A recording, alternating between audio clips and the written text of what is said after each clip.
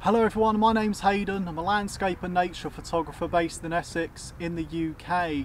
I'm out here today just doing a quick video. I thought we'll talk about this Weston Master II light meter. I'll just give a little rundown on how it works and how I use it in my photography.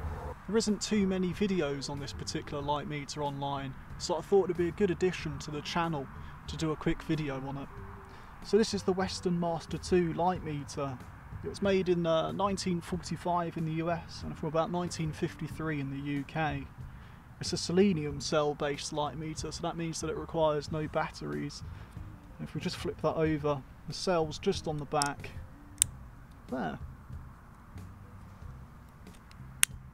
So this particular light meter measures light in candles per square foot.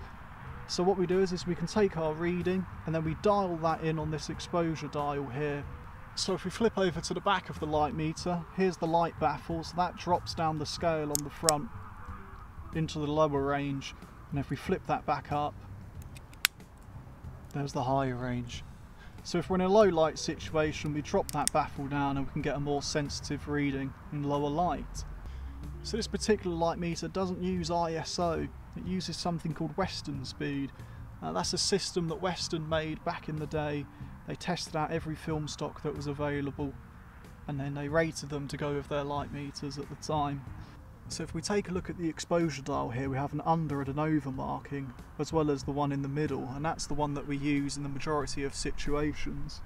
Photographic film has a range or limits within which it reproduces the brightness of the objects in tones of grey. This is what we call exposure latitude. So the under and over markings cover a range of 7 stops. Anything in between that is going to be nicely exposed and have some sort of detail.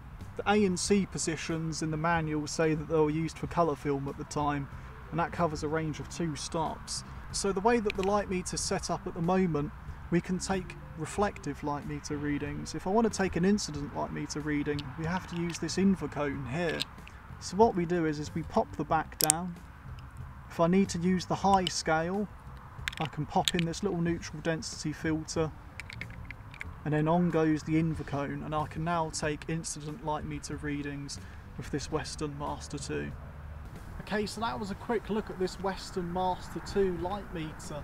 I've been using this light meter quite a lot recently with my Kodak Valenda 620, and it's given me really good readings. It's been quite a joy to use actually, and it makes a difference from some of the later meters that I've used previously. If you're looking to buy one of these Weston II light meters, there are a few things that you need to look out for. Selenium can degrade over time, so some of them can be inaccurate, but the majority of them out there are still working perfectly fine. Just make sure that you can test it, or the person that you're purchasing it from has tested it thoroughly. Another thing that you need to look out for with this light meter is that the shutter speeds can rub off with time. Where the dial's been adjusted, eventually it just wears the paint off. So that was a quick look at this Weston Master II light meter. I hope you've enjoyed this video, and don't forget to like and subscribe. I'll see you in the next one.